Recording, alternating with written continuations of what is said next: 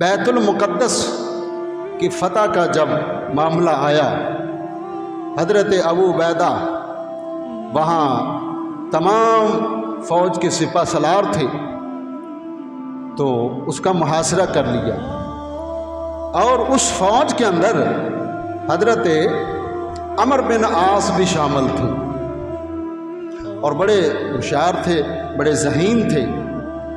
तो वहाँ बैतुल मुक़द्दस का जो हाकिम था उससे गुफ्तगू की और वो चाह रहे थे कि पता चले कि ये चाहते क्या हैं।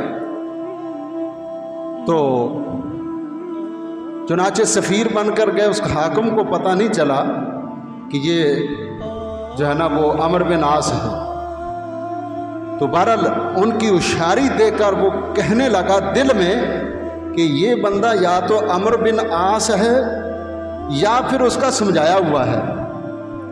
बहरहाल उसने अपने एक शख्स के कान में कहा कि जब ये जाने लगे इसको कत्ल कर देना। आप भी समझ गए और कहने लगे कि उसका नाम लिया कि भाई मैंने आपसे गुफ्तगू, आपने मुझसे गुफ्तगू की, मैं ये बात अमीरुल मोमिनीन को पहुंचा दूंगा, लेकिन ये है कि मुझे अपने बंदे को साथ दे, वहाँ तक जो ना वो जाना है और फलां बंदे को भेज दें। उसका नाम भी लिया जैसे वो खड़ा किया हुआ था।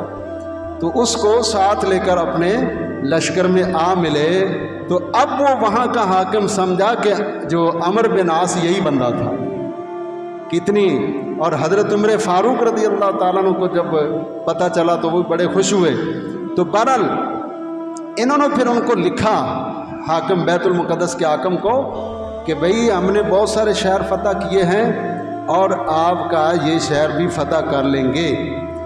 तो उसने कहा कि तुम हरगिज़ इस शहर को फ़तह नहीं कर सकते, इसलिए कि हमने अपनी किताबों में पढ़ा है कि वो शख्स फ़तह करेगा जिसके नाम के सिर्फ 3 हरफ हैं, जिसके नाम के सिर्फ 3 हरफ हैं, वो इस शख्स को फ़तह कर सकता है।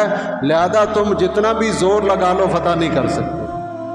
तो हज़रत खालिद बिन वलीद जो है, ये हज़रत उमर के करीबी रिश्तेदार भी थे, खालाजाद भाई थे और उनसे मुशाबत भी रखते थे। तो कहने लगे यार हज़रत उमर को तकलीफ़ देंगे, वो आएंगे तो मैं उनके सामने जाता हूँ। तो उन्होंने कहा जी हमने बंदे को बुला लिया, देख लो। वो पादरी आए, उधर से वो किताब भी देख रहे थे और इनकी तरफ दे रहे थे। कहने लगे यार कुछ निशानियां तो पाई जाती हैं, कुछ नहीं पाई जाती, ये वो शख्स नहीं है जिसका जिक्र हमारी किताब के अंदर मौजूद है। चनाचे फिर उन्होंने हज़रत उमर फारूक रज़ी अल्लाह तआला को ख़त लिखा, आप बेज़ाते ख़ुद तशरीफ़ लाए, एक सवारी है और एक ही खादिम है, बारी बारी सवार होकर उस पर आ रहे हैं, ये आपका अदल इंसाफ है, आपका अदल इंसाफ है। और जब बैतुल मुक़द्दस के करीब पहुंचते हैं उस वक़्त ग़ुलाम के सवार होने की बारी थी और आपके पैदल चलने की बारी थी। लोगों ने कहा हुज़ूर आप अमीरुल मोमिनीन हैं, आप सवार हो जाइए। फरमाया इस्लाम ने हमें इज़्ज़त दी है, इस्लाम ने हमें इज़्ज़त दी है, हमारी अपनी कोई इज़्ज़त नहीं है। हम इस्लाम के तकाज़ों को जब पूरा करेंगे तो तब जाकर हमें इज़्ज़त मिलेगी, हमारा वक़ार इसी से है। तो आपने फरमाया अदल इंसाफ का तकाज़ा यही है कि अमीरुल मोमिन महार पकड़ कर जाएगा और ग़ुलाम सवार होकर जाएगा। तो इसी बात को देखते हुए बड़े मुतासिर हुए। उसने कहा कि जिनका बादशाह, जिनका अमीरुल मोमिनीन इस तरह का अदल इंसाफ करता हो उससे जंग नहीं की जा सकती। फौरन वो चाबियां लेकर आए, बैतुल मुक़द्दस की चाबियां उनके हवाले कर दी और जो है ना उस शहर को के अंदर दाखिल हुए। और फिर वहां जाकर जो सखरा है, वो चट्टान जहां आका अलैहिस्सलाम ने अपने बुर्राक को बांधा था, उस जगह कूड़ा करकट उन्होंने डाल दिया था, कूड़े रूढ़ी वगैरह बना दी थी। हज़रत उमर फारूक रज़ी अल्लाह ताला ने उसको साफ़ किया, अपने चादर से उस जगह को साफ़ किया और फिर वहाँ जो है ना वो नफल भी अदा फरमाया ये वो मकाम है, ये वो जगह है जहाँ हमारे आका जो है ना यहाँ से मिराज पर तशरीफ़ ले गए थे।